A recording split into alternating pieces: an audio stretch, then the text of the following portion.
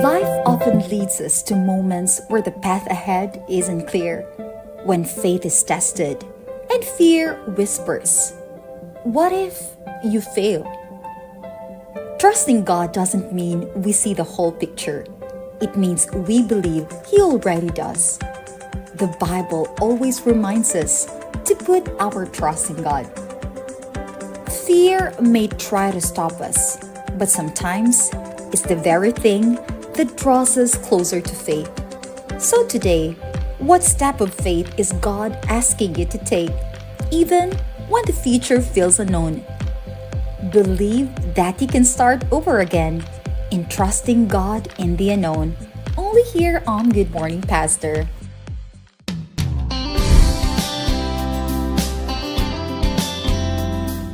Good morning once again mga kapaglaom. And this morning, atong makauban karon ang usa ka gwapo, abtik o walay lain.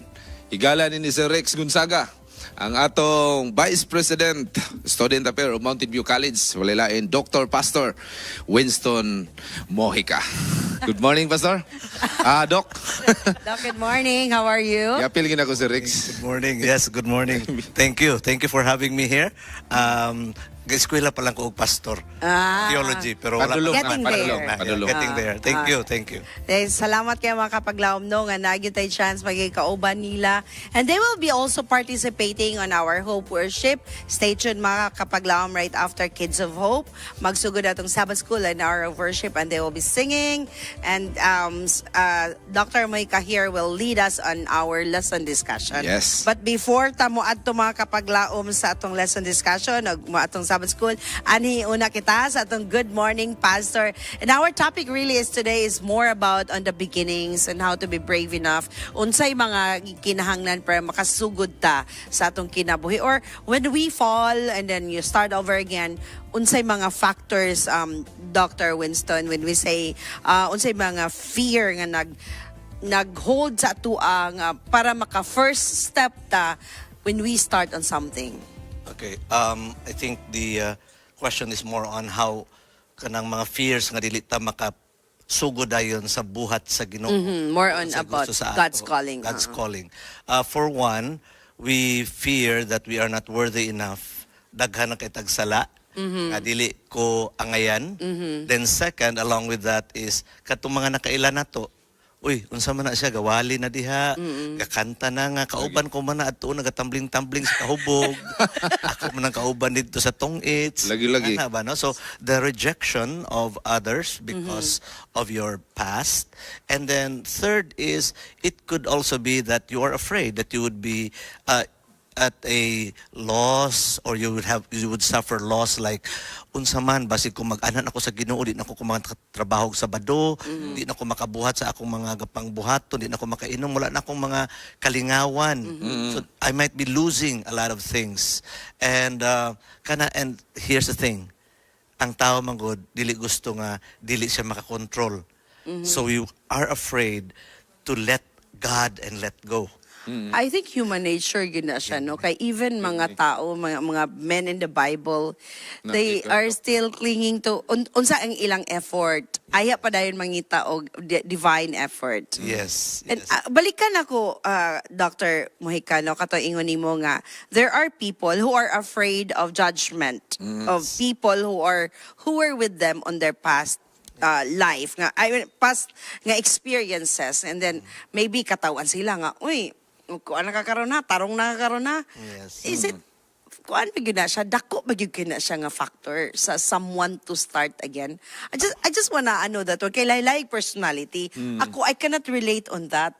Dili kay ko kakuan nga nung inana man ba? So is it really like psychologically, emotionally, valid yun na siya nga mga factors? Yeah, actually, it depends on the person. For example, ikaw, basing on my experience, resolved na naka-decide ka to follow God. But then, for example, sa church, now we're talking about the Adventist church, possibly i-elect ka nga elder or chairman.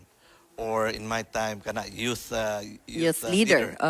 And then somebody from the nominating committee would say, hey, I know the person. from the past. Lagi. No? Kabalo ko sa iyang nahimo ana in the past. But then actually when that happened, dili pa ka sa Ginoo atong panahon na. Kalagi. Oh, so dili pa ka Adventista, dili pa ka So ano. it Sama means- sa nahitabo kang San Pablo. So it means, sir, it means nga murag kinahanglan ka mo goes above the expectations. You need to do a lot of effort plus prayers para makabuot nimo ni siya nga Yes. calling. That's one thing. You have to prove them wrong. But then actually, even if you have proven them wrong, sometimes people dwell on the past. So kana lang po, malang problema lang sa usahay when people become so, kanang ang uban, pharisaical ba? Yeah, this person is not worth it. No? Lagi no. So- It's something for us to learn. Lagi, po. lagi. Nga kita nga onlookers, di ba nga magtanaw ta outside the box. I hope nga atong maano lisod ba tayo magatagong chance ba? Lisod. I mean, ikaw Lisod. Lisod. Lisod usay sa tawhanon, lisod. Oh, lisod siya. Kinahanglan Dali ra ampo. dali isulti, pero lisod. Yeah, kinahanglan siya ampo. Kinahanglan O ampo. kinahanglan self-deprivation nga. Correct. Okay, it's no longer my emotions. It's no longer my own thoughts about this. It's God's. Yes. Yes. Do kanin sa Psalms 58 verse 58 56 verse 3 ingon dia unsaon nato dia dok nga ang atong kahadlok malukop sa ato ang kalukop sa atong kinabuhi. Sa Psalm 56 verse 3, nag-ingon diha nga, sa akong kahadlok, nagatawag ako sa Ginoo ug iya akong panalipdan. No, ang tan-aw nimo ang kana nga salmo, naghiskot ka na og attacks. So the attacks can be external, gikan sa gawas, pwede pod internal, pwede pod ibo pong mga kaugalingon nga mga insecurities. So but then kani medyo advanced ni gamay sa atong Sabbath school lesson, just like in our lesson this week Sabbath school lesson, God can assure us nga whatever our fears are, He is able to help us overcome them. God is a God of second chances. So naatay mga kahadlok sa akong mga kagahapon o posible sa ugma, ang Ginoo has more than enough power to help us begin life with Him. Kana bang fear, Doc, lead ba po na sa to trust God more, to Yes. give our best? Kay na may giingon nga kanang you have to fear God. Dapoy ingon nga do not fear God kay ato man siyang Ginoo, treat Him like a father. So kani bang fear, is there a category when it comes to being fearful? Yep. Okay, so let me give a verse and then an experience. Philippians 1:29. I remember this. It says there that we have the privilege of trusting God and suffering for Him. So in other words, the more actually we suffer, the more we are afraid, supposed to be, the more ta musalig sa Ginoo. Kay Lord, ulba naman gani Lord, wa na gyud ko'y mahimo. So Sumurag, it's surrendering. it's surrendering. Now, take note of here of the experience. In my experience, I don't know about you, pero the most sincere prayers may not be in church. It could be in hospitals. Yes. When we are afraid for our health or the health of our loved one, dinha ang grabe gyud kaayo nga mga ampo nga Lord, Yes. ulba man ni Lord.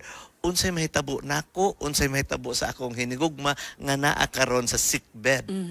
These fears lead us more to trust God more. Pero nakoy kwandok ba no Ay. kay ngano mo man the fear kanang kahadlok unya gugma ba ang Ginoo nganong namang nang butangan ng kahadlok.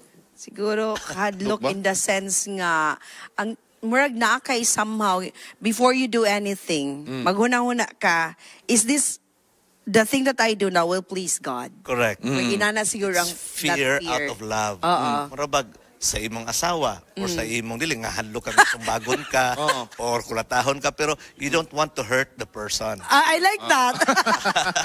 So sa ato pa wing kung ang akong husband imong wife, if dili siya magbuhat og dautan against sa imo as a husband or as ako as a wife because he feared that I will be experiencing pain. Yes. I will the thing that he will do will dishonor our marriage. So ingon ana siya ang kahimtang sa atong Ginoo. Yes. Pero maura ginadok, basta member lang ta sa Just Follow Club.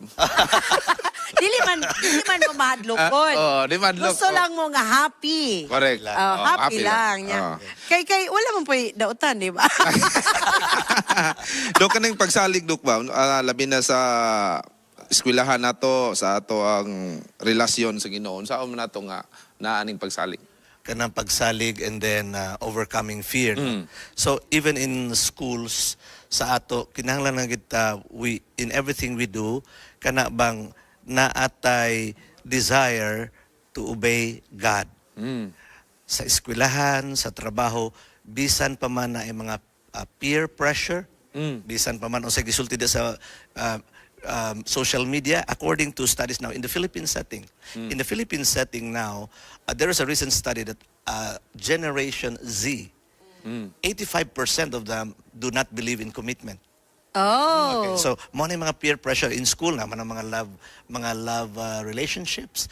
And then 17% of this Generation Z in the Philippines dili nagahuna-huna nga magminyo by choice. Uy. So these are peer pressure and Napoy uban nga naguna-una nga mag-anak lang. mag-anak lang. Oh, nga dili magminyo kay ang bana dawing Labad. Una na di. Mao man na pirmi gid sa babae, labad ko no. Continue, sorry, Doc. Yeah. So in other words, wherever we are, even in our workplace, school, even in church, we have to have that trust in the Lord. And our fear is that we obey His commandments no matter the pressure. So that's the thing. Dr. Michael, right now, a lot of people, Yes. daghan ang Labi na student. naagian sa calamities. Correct. No, they have fears Correct. to start again, to begin a life again. Maybe houses, ang ilang mga house Guba. naguba, nahunlak ang bisag unsaan, some other lose people sa ilang kinabuhi. How can they start beginning their lives Correct. up again, to stand up again, and to trust God more? Okay. In this case karon sa calamity, there is what we call kanang being together. So dili pwede nga pasagdan nato sila. We who can help dapat mutabang nila. We pray for them, we give them psychological first aid, we give them ilang kinahanglanon mga food, shelter. They need community's support. That's what happens when God says we should love one another. No? Encourage one And another. encourage one another. We should not just be, ay, ampo talang na, but we should also provide practical and necessary help. So put the love in action. Amen. That's right. All right, thank you so much mga kapaglaom sa ato ang mga kapaglaom, mga kapamilya nga nadia karon.